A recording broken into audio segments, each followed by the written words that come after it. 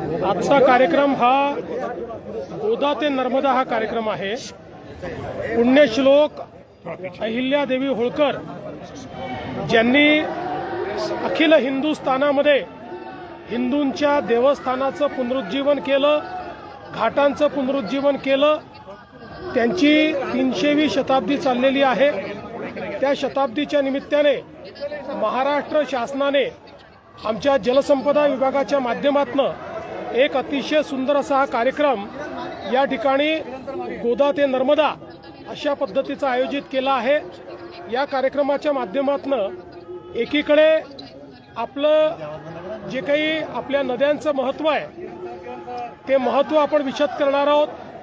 जलसंधारणाच्या संदर्भात आणि पाण्याच्या महत्त्वाच्या संदर्भात आपण त्या ठिकाणी लोकजागरण करणार आहोत आणि या संपूर्ण व्यवस्थेला आपल्या संस्कृतीमध्ये अध्यात्माशी जोडलं गेलेलं आहे। आपल्या पिढ्यानपिढ्या आपण निसर्गाची पूजा केलेली आहे, तोच भाव जागृत करण्याचा प्रयत्न या माध्यमातून केला जातो आहे। उद्धव ठाकरे यांनी आपली काल वर्षा निवासस्थानी भेट घेतली, अशा काही बातम्या येतात, आपल्याकडनं काय त्यांचं स्पष्टीकरण? असं आहे, उद्धव ठाकरेंना जर मला भेटायचं असेल किंवा आमची भेट व्हायची असेल तर ती लपून छपून करण्याची आवश्यकता नाही आहे। ती ओपनली देखील केली जाऊ शकते। असे कुठलेच विषय आमच्यात नाहीत की जे आता लपवायची त्या ठिकाणी आवश्यकता आहे। अशा प्रकारची कुठली भेट घडलेली नाही। काही लोक जाणीवपूर्वक चुकीच्या पद्धतीनं खोट्या बातम्या देतात। या खोटारड्या हँडल्सवर त्या ठिकाणी नोटीस बजावली जाईल। साहेब बागेश्वर धाम यांनी असं एक वक्तव्य केलंय की 4 मुलं आपण जन्माला घालावेत, त्यातला एक जो आहे तो संघासाठी आपण समर्पित करावा। या वक्तव्याकडे आपण कसं बघताय? बघा, शेवटी जे काही साधू संत असतात ते त्यांची मतं मांडत असतात आणि मला असं वाटतं की त्याला नीट कॉन्टेक्स्टमध्ये घेतलं पाहिजे।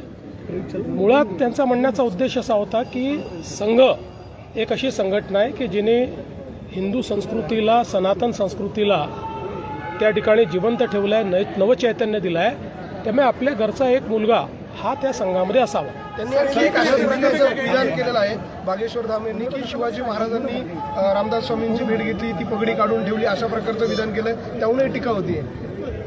इतिहासामध्ये अशा प्रकारचा कुठलाच दाखला आपल्याला पाहायला मिळत नाही। मुळात आपल्याला माहिती आहे की जे काही महापुरुष असतात त्या महापुरुषांबद्दल अनेक लोककथा तयार होतात। वेगवेगळ्या राज्यांमध्ये वेगवेगळ्या प्रकारच्या लोककथा असतात। आपल्याला माहिती आहे रामायण आणि महाभारताच्या संदर्भातही अनेक लोककथा आहेत। त्या सगळ्याच इतिहासावर किंवा त्या ठिकाणी परिस्थितीवर अवलंबून अशा पद्धतीच्या त्या ठिकाणी तयार होत असतात किंवा झालेल्या आहेत। म्हणून मला असं वाटतं की मी याच्यावर एवढंच म्हणेन, जो इतिहास आपण शिकलेलो आहे तशा इतिहासामध्ये किंवा आपल्या इथे जे काही ग्रंथ उपलब्ध आहेत त्याच्यामध्ये अशा प्रकारचा कुठलाही दाखला नाही। आमदार संजय गायकवाड यांनी एका पुस्तकावर आक्षेप घेतला होता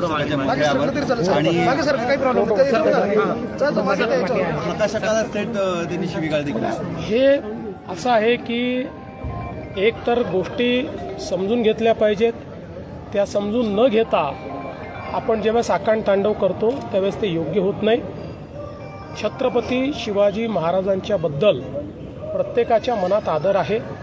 आता हे पुस्तक छापूनही 40 वर्ष झाली आहे। तर 40 वर्षानंतर अशा पद्धतीनं एखादा इश्यू तयार करणं हे कितपत योग्य आहे याचा विचार केला पाहिजे। आणि विशेषतः अशा पद्धतीनं शिवराळ भाषा वापरणं हे काही मला योग्य वाटत नाही।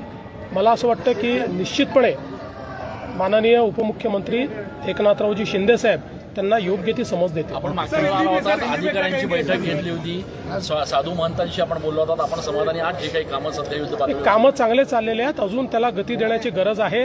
आता पुढेही अजून आमच्या खूप बैठका होणार आहेत।